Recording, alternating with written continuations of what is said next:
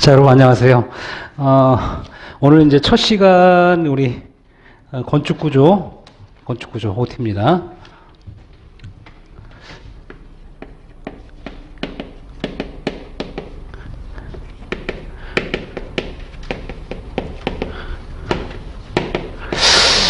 여러분이 그 OT 강좌 지난번에 건축계획 들었었죠, 그죠? 그래서 사실은 이 여러분이 현재 우리 강좌 이 건축직 이 공무원 강좌라고 하는데 수강 대상은 이 건축직 공무원, 건축직 공무원. 이 건축직 공무원은 되게 유형이 많아요. 우리가 이제 국가직 공무원, 그렇죠? 국가직 7급급 공무원. 그 다음에 서울시,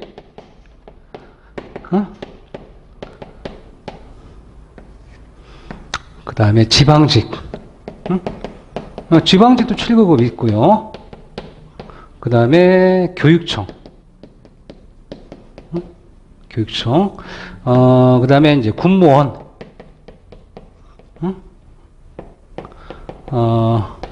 이 경력 경쟁, 이 경력 경쟁이라고 이제 그 마이스터 고등학교 우리 졸업한 학생들 또는 재학생들 시험 볼 수 있는 게 있어요. 경력 경쟁 시험. 이 건축직 공무원이야 다. 건축 공무원. 그래서 우리가 이 군무원이 별도로 되는 건 아니고 군무원도 공무원입니다. 여러분 가끔 보면 군무원과 공무원이 달라요 라는데 똑같아요. 다만 우리 시험은 날짜가 중요하죠. 지난번 날짜가 얘기했지만 이 5월이나 6월 시험은 현재 서울시 그쵸? 같은 날 시험 봐. 이렇게 같은 날 시험 봅니다. 이렇게 같은 날 시험 보고 그 다음에 교육청과 지방지 보면 여러분들 시험 문제도 똑같이 나왔어요, 올해. 옛날엔 다르게 나왔는데 지금은 이제 교육청과 지방직 시험 문제를 같이 이제 구급 시험 문제 같이 봅니다. 구급 시험을. 그래서 이제 우리가 요 날짜에 대한 부분이 잘 정리가 되어야 돼. 그래서 우리가 보통 3월 시험 본다. 3월, 4월, 5월, 6월, 7월, 8월, 9월에서 10월 있습니다. 그러면 보통 국가직이 국가직이 항상 국가직 9급이 보통 이렇게 나와. 3월 달이나 요정 3월 달. 그 다음에 이제 간혹 보면 서울시 7, 9급을 전반기 뽑을 때 있어요. 전반기. 올해 같은 경우 2019년도 예를 들면 그 다음에 5월 달이나 6월 달에 서울시 시험, 서울시 그 다음에 지방직과 교육청이 있는데 우리 시험 날짜는 같아. 날짜는 같은데 지방직과 교육청은 시험도 같아. 지방직 교육청. 그래서 과거엔 지방직 시험과 교육청 시험이 달랐어. 우린 어디 갈 거야? 지방직 교육청 서울시 중에 셋 중에. 지방직 좋아. 그래서 혹시나 여러분들이 이 공통 시험 보는 이 5월이나 6월 달에는요 선택을 해야 돼. 내가 서울시 시험 볼지 지방직 볼지 교육청 볼지 이렇게 해서 여러분들이 선택을 하셔야 됩니다. 그러고 나면 7월 달이나 8월 달 사이에 이제 국가직 7급 시험이 있어요. 9월이나 10월 달 사이에 지방직 7급 시험이 있습니다. 그래서 서울시는 한 번, 두 번 보는데 때에 따라 3번 본 경우도 있어. 지방직도 추가 시험을 2번 보는 경우도 있고. 그래서 이게 가장 기본이야. 기본인데 약간씩 달라. 근데 군무원은 시험 시기가 일정하지가 않아. 왜냐면 보통 우리가 국가나 서울시 지방직은요 일정하게 시험 시간이 정해져 있는데 군무원은 약간 변동이 있고요. 이 군무원 공부하시려면 공인 영어 성적과 공인 한국사 성적이 있어야 돼. 여러분 알죠? 한국사 시험 본인 있나? 없구나. 한국사 검정시험 있죠? 미리 봐야 돼. 군무원 들어가려면 영어 공인 성적과. 그래서 이 두 개가 미리 봐야지 공무원 시험 가능하다는 거. 됐죠? 그래서 여러분들이 이렇게 시험 시기에 따라 공부하는 방법이 좀 달라지는데 제 생각은 그래요. 어떻게 하면 좋느냐 그러면 보통 우리가 이제 보통 전반기라 그래. 요 전반기 때는 가급적이면 9급 중심으로 많이 공부하는데 7급을 봐야 할 학생들은 2월달 아니면 또 기회가 또 생길 수가 있어요. 후반부에. 그러니까 현재 고민을 많이 하세요. 고민을 해서 여러분이 일단은 9급 처음엔 다 공부를 해야 되지만 처음에 시험은 9급을 포커스로 했다가 나중에 후반부에 7급을 공부하는 이런 방법도 있기 때문에 이건 여러분의 공부량이라든가 패턴에 따라 달릴 수 있고, 그래서 가장 먼저 공부할 때 처음 시작할 때는요 과목별로 모든 과목을 다 했으면 좋겠어요. 처음 시작할 때는. 왜냐면 9급은 간기였지만 7급 보는 학생들은 7급은 물리랑 시공학이 들어가요. 근데 이 물리나 시공학을 늦게 시작하면 나중에 갈 못 잡기 때문에 처음 이론 공부할 때는 같이, 보통 겨울이잖아, 겨울. 가을이나 겨울에 시작한 학생들은 처음에는 이론을 같이 공부하면 좋겠어. 그럼 어떻게 돼? 물리나 시공에 대한 감을 잡고 나중에 9급 중심하다 나중에 7급 볼 때 문제풀이만 하면 되지. 근데 나중에 공부하겠다라고 문제가 돼, 7급을. 그러니까 처음부터 이론 과목은 전체적으로 다 공부하고 난 다음에 1월 달부터 공부할 때는 9급 중심, 후반부에는 7급 중심하면 합격할 수 있습니다. 이건 사람에 따라 다르지만 여러분이 좀 이렇게 나름대로 뭘 해야 돼요? 생각을 해야 돼. 생각. 자, 그 다음에 이 건축직 공무원의 우리 구조 파트야, 오늘은. 이 구조 파트인데 건축직 공무원의 시험의 특성이야. 어떤 시험에도 관계없어요. 시험 특성을 알아야 돼요.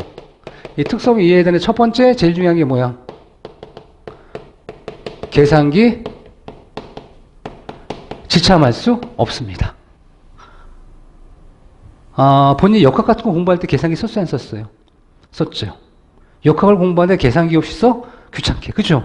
말이 안 되잖아. 근데 계산기 지참할 수가 없습니다. 계산기 지참할 수 없어. 그 다음에 동일 문제와 동일한 답이 출제가 되지 않아. 그게 무슨 얘기냐? 기사 공부할 때는 문제예능식이라고 그래가지고요, 동일한 문제와 답이 나오죠. 근데 공무원 시험에선 동일한 문제와 동일한 답을 출제할 수가 없어. 미리 긁어내. 미리. 그 다음에 세 번째, 최신 기준에 의해서 출제가 돼. 최신 개정한 규제, 최신 기준. 현재 적용하는 기준. 요번에 깜짝 놀랐어요. 요번에 이제 2019년도 예를 들어서 3월 달에 개정이 된 거예요. 세상에. 내진 관련 기준 개정됐단 말이야. 건축 기준이. 그래서 그때 남은 게 뭐야? 국가지가 서울시가 남았었어, 그때. 전화를 또 했잖아. 전화했더니 뭐라고 하냐면, 지방 또 전화했었어요. 전화했더니 뭐라고 하냐면, 당연히, 개정된 걸 반영하겠다. 그래서 제가 어떻게 했을까? 3월 중순에 개정됐는데 강의를 끝낸 거를 다시 개정했어. 다시 그 부분을. 왜냐면 개정을 보통 3월 달에 개정해서는 반영을 안 하거든. 근데 그 담당자가 뭐라고 하냐면 저희는 최근 개정된 것도 반영했습니다라고 하는 거야. 최근에 반영된 거 그러면 3월 달에도 개정됐습니다. 그랬더니 그것도 반영을 했다는 거야. 그래서 강의를 다시 했는데 출제된 거 보면은 개정된 거 쏙 빼먹었어요. 무슨 말인지 알겠죠? 개정된 건 출제를 하지 않은 거야. 혹시나 문제가 될까봐. 그러니까 개정을 반영하긴 했지. 왜? 개정된 거 출제 안 했으니까. 왜냐면 개정되기 전에 출제됐다면 분명히 문제가 되긴 하지만 개정된 그 부분 뺀 거야. 이해되겠죠? 그래서 개정된 걸 반영합니다. 그럼 어떻게 될까? 제 강의를 매년 할 것 같아요? 아니면 몇 년에 한 번 할 것 같아? 제 강의를. 예? 매년 합니다. 공무원 강의 특징이 뭐냐? 매년 강의 진행을 해요. 매년 바뀌니까. 이 건축 기준이 너무너무 자주 바뀌어요. 너무너무. 그래서 이 건축 기준이다 그러면 KDS가 있고 KCS라는 게 있어요. 응? KDS는 설계 기준. 응? 설계 기준이고 KC는 시방서야. 표준 시방서. 응? 그쵸? 그럼 우리 시험엔 뭐가 많이 나올까? 설계 기준이 나올까요? 아니면 시방 기준이 나올까? 우리 시험엔 주로. 응? 우리 시험엔 주로 설계 기준이 주로 나와요. 그 설계 기준도 뭐가 있어 또? 국가 공통이 있고, 건축 기준이 따로 있어, 사업분. 그럼 어떤 기준이 주로 나올까? 건축 기준이 주로 나와. 왜냐하면 우리 건축 기준이 국가 기준과 약간 달라요. 무슨 얘기냐? 국가 공통 기준은 뭐냐? 우리 공학이 있지. 건축, 토목 이런 거 있잖아. 공학에서 기본적으로 공통으로 보는 것도 있겠지. 근데 사실 생각해보면 건축과 토목이 같다 다르다. 달라요. 약간 달라. 댐이라든가 토목 같은 경우도 뭐 교량 같아? 달라요. 그렇기 때문에 이거 그 지진 기준, 내진 기준에서 내진 기준. 내진 기준 예를 든 거야. 예를 들어서 내진 설계 규정도 국가 공통 규정과 건축물 내진 설계 기준이 약간 달라요. 약간 다릅니다. 근데 실제로 학교에서 내진설계 기준 배우나? 배웠어요? 안 배우나? 아, 그렇죠. 근데 시험에 나와, 근데. 시험에 나와. 그래서 내진설계 기준이 건축 기준 중심으로 강의를 합니다. 개정됐어. 언제 개정됐어? 3월 달에 개정됐습니다. 그래서 개정된 걸 어디 반영을 하는데 이때 공통규정을 가끔 배우기도 해. 왜냐면 필요에 따라서. 그래서 필요에 따라 공통규정을 설명하기 위해 중요한 건 뭐다? 건축기준 중심과 건축 다르다는 걸 알아야 되고 교재는 둘 다 다루지만 요게 실제로 시험 문제 단골입니다. 건축기준. 약간 달라. 그래서 현재 이게 그 코드화된 기준이 설계기준 KDS 41이 건축이 대표적인 거야. 41자 들어간 거 다 건축이라 생각하시면 돼. 구조설계 기준. 응? 이해되겠죠? 시방서 기준도 약간 있긴 한데 대부분 설계 기준에서 출제가 되기 때문에 설계 기준 중심으로 합니다. 이런 걸 아셔야 되고 그 다음에 시험 범위야. 응?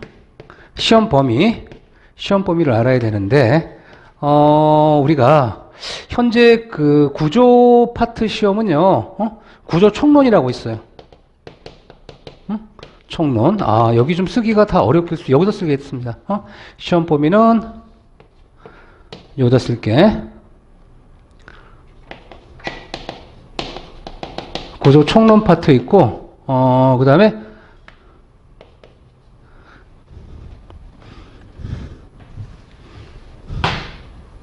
역학 파트가 있어.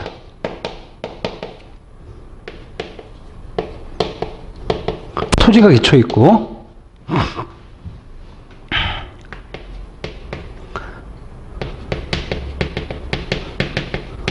철강 콘크리트가 있고요. 철골, 강구조라고 하죠. 철구조가 있고,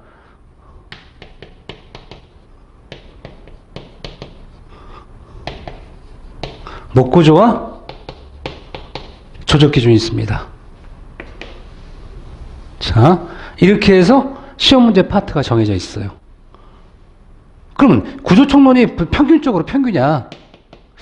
야, 평균적으로 몇 문제 나올까? 구조총론이 뭘까? 구조총론이라는 것은요, 우리가 구조에 대한 설계 방법,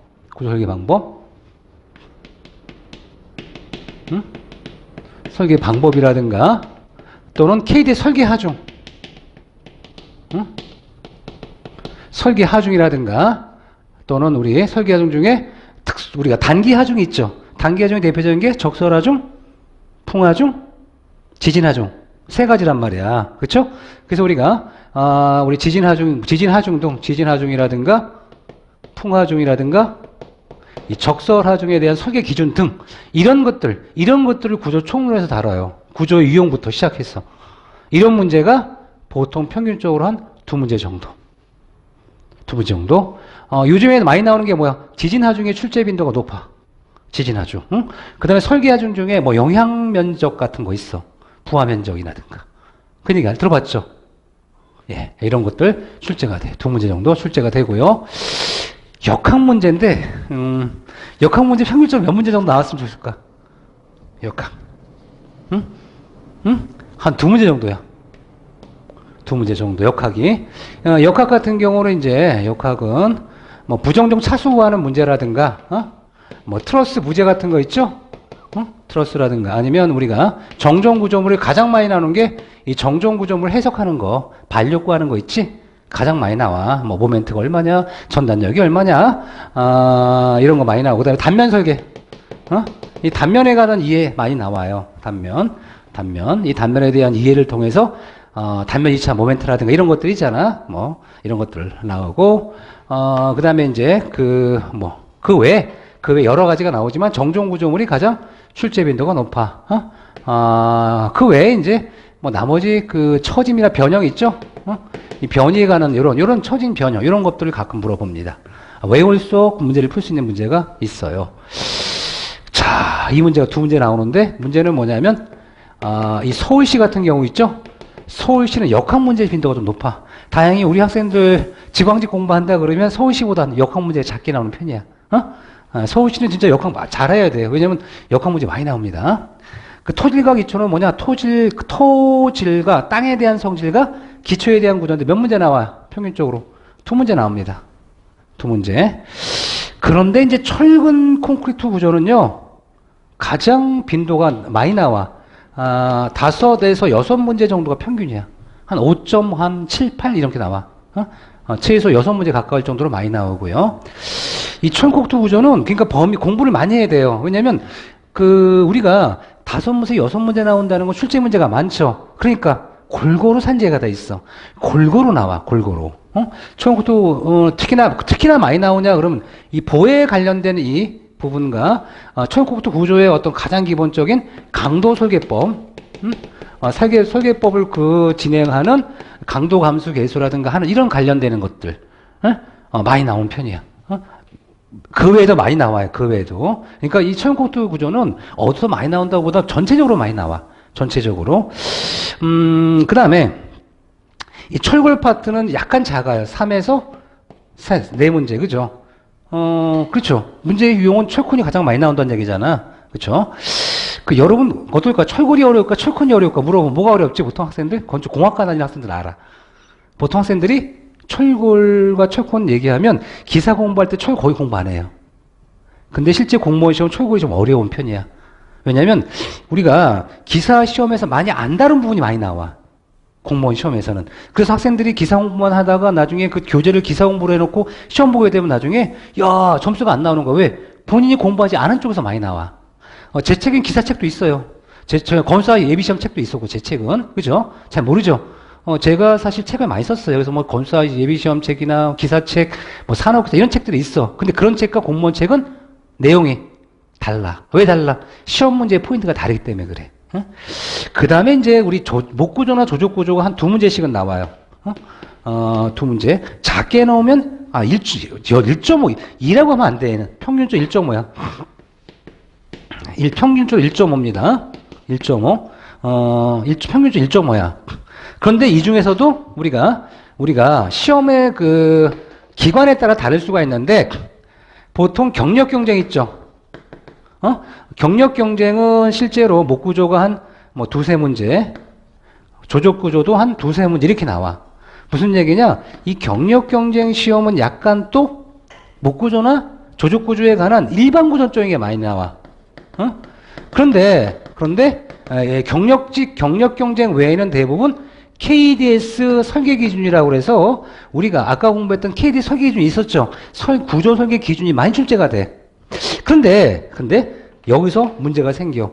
경력 경쟁 시험 문제가 추세가 어디에 가까워질까?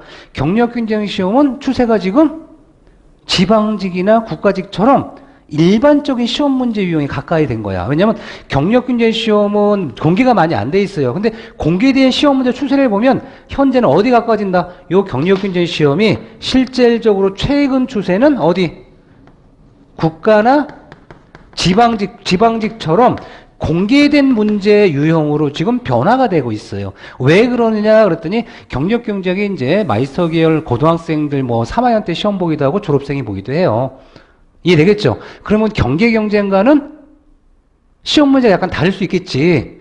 근데 잘 생각해보면 여러분들 현재 건축직 공개 경쟁 시험 보는 학생들이 전공이 다 건축공학과일까? 아니겠지. 건축공학과일 수도 있고 아닐 수도 있지. 그런데 그들 학생들에 대해서 그들 학생들 중에서 고등학교를 졸업하거나 대학을 다니거나 대학을 졸업하지 않았던 똑같은 시험 문제를 보겠지. 근데 이 경력 경쟁 시험은 별도로 시험 봐. 왜? 고등학교 재학생이거나 고등학교 예정 졸업생이거든. 그러면 월급은 같다 틀리다. 직장 생활하면. 같은데 시험 문제 다르잖아. 그러다 보니까 굉장히 반발이 심한 거야. 일반 학생들한테. 그러다 보니까 어떻게 돼요? 그 시험 문제도 국가나 지방직 공개 경쟁과 동일한 수준은 아니래도 유사한 수준에 맞춰줘라라는 요구가 많은 거야.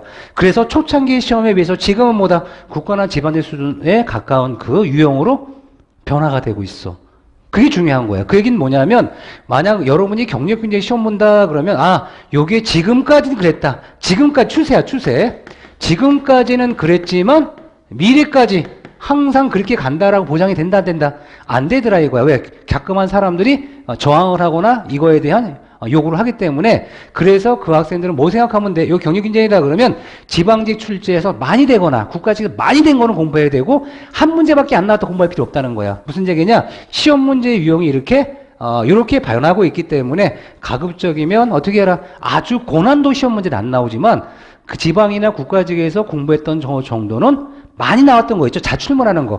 자주 나왔던 시험 문제, 자주 출제됐던 것들은 출제가 유사하게 나올 수 있으니 공부하시면 돼요.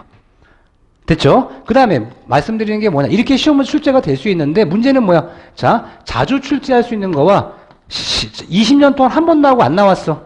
자, 여러분 같으면 A와 있고 B가 있어.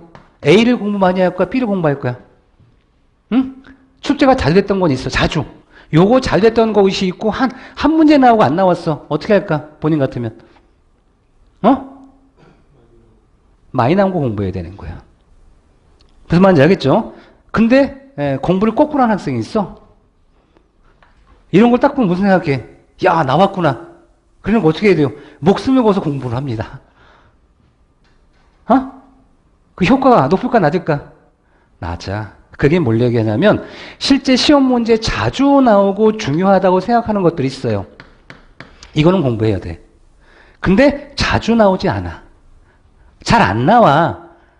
예를 들어서 뭐 5년이나 10년마다 한 번 나왔다 그러면 자주 나오는 거 안 나오는 거? 잘 안 나오는 거지. 1년에 시험이 뭐 국가, 지방, 뭐 군번 여러 가지 있으니까 5년에 한 번 나왔다는 거의 안 나오는 거야. 그런 것들은 그런 게 있나 보다 하고 넘어가는 거야. 오히려 뭐를 해야 돼요? 출제가 잘 된 거. 근데 출제가 잘 됐는데 암기가 되게 어려운 게 있어. 어떻게 해야 될까? 정말 기준이잖아, 기준. 실제로 우리가 이해를 하는 게 있고 암기를 하는 게 있는데 자주 나온 것 중에 기준은 기준인데 이 암기가 좀 어려운 거 있어. 어떻게 해야 돼요? 자주 보면서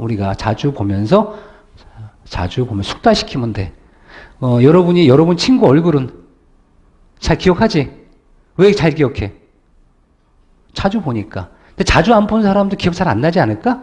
똑같아. 그러면 자주 본 학생들 외우려고 했어? 아니면 자주 보다 보니까 얼굴 익힌 거야? 자주 보다 보니까 익힌 거야. 똑같아. 이 기준 중에 일부는요, 진짜 정말 외우기 힘든 것들이 있단 말이야. 그 내용도 좀 애매해. 왜? 이 기준이라는 게 한국에서 만들었을까? 아니면 외국에서 만들고 가져왔을까?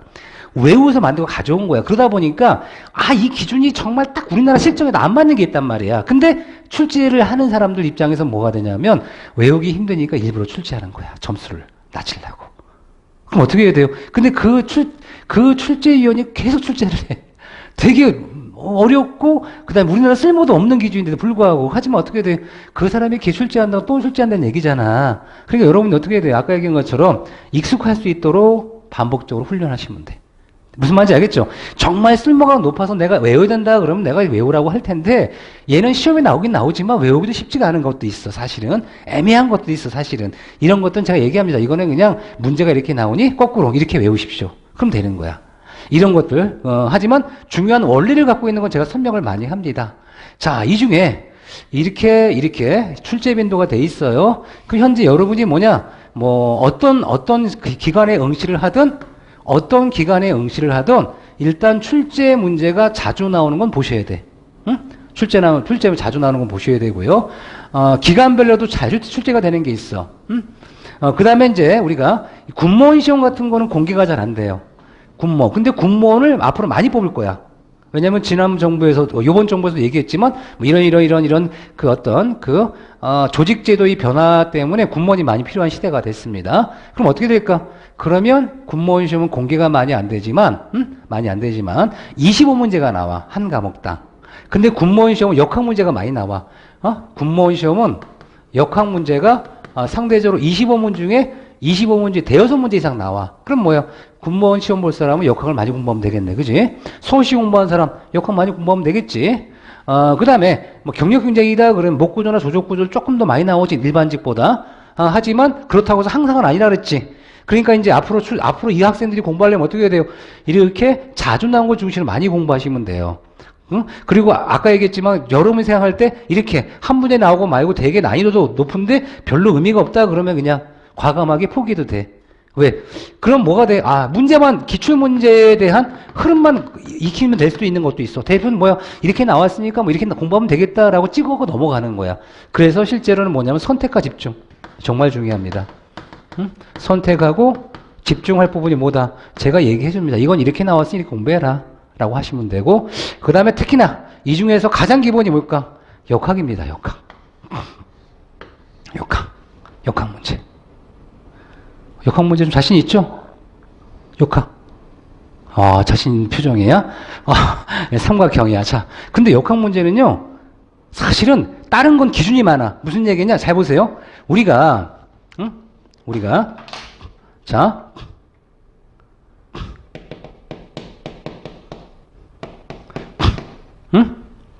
사실 기준은 암기를 해야 돼, 이해를 해야 돼, 사실은.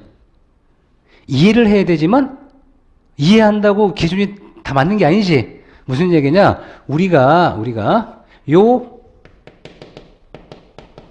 기준은 이해도 해야 되지만, 암기할 내용이 굉장히 많아져요.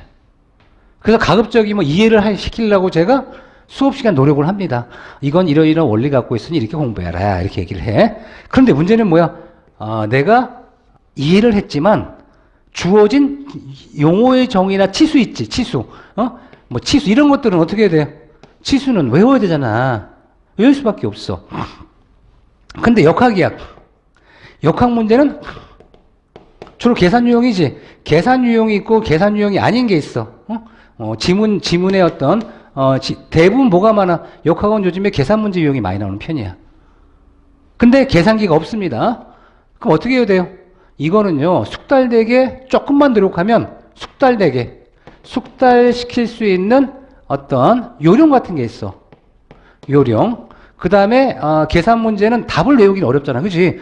계산 문제는 1만 바뀌어도 답이 달라지지. 그지? 그러니까 외우기가 어려워. 어떻게 해야 돼요? 숙달시켜야 되고 이해를 많이 필요로 하는 것이 계산 문제 유형인데, 문제는 뭐냐?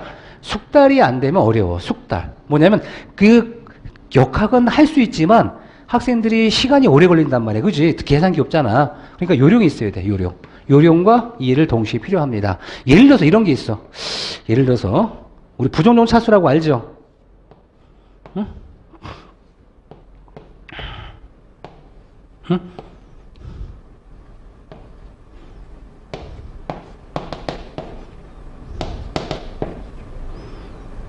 응? 자, 이런 부정용 차수를 구하는데 얼마나 걸릴까? 본인이 풀 때. 본인이 부정용 차수 구한다 그러면, 응? 얼마나 걸릴까? 그냥 얘기해봐. 얼마나 걸릴 것 같아? 1분? 얼마? 이거 몇 초면 풀어요? 몇 초면 풀어? 왜? 키마카 부정정 차수 구하는 방법이 있습니다. 방법들을 설명해줘. 이거 1분 안에 풀 수 있어. 1분 안에. 돼, 안 돼, 지금은? 안 되지. 무슨 얘기입니까? 여러분이 이런 계산 문제를 얼마 동안 30초에서 1분 안에 문제를 풀어야지 여러분 거야. 여러분이 만약 어떤 문제를요, 몇 분 정도? 이거 푼다고 10분 걸리면 어떻게 돼? 최소한 10문제에서 20문제 날아간 거야. 왜냐하면 실제 여러분이 시험장 갔을 때는 한 문제를 30초에서 40초 안에 풀어야 돼. 특히 전공 같은 경우는. 왜? 국어라든가 이런 영어라든가 지문이 긴 것들을 처리하기 위해서는 1분 정도 잡아먹거든? 그럼 전공에서는 1분 이내에 풀어야 돼. 근데 이 문제를 5분 만에 풀었는데 틀렸어. 그럼 어떻게 돼?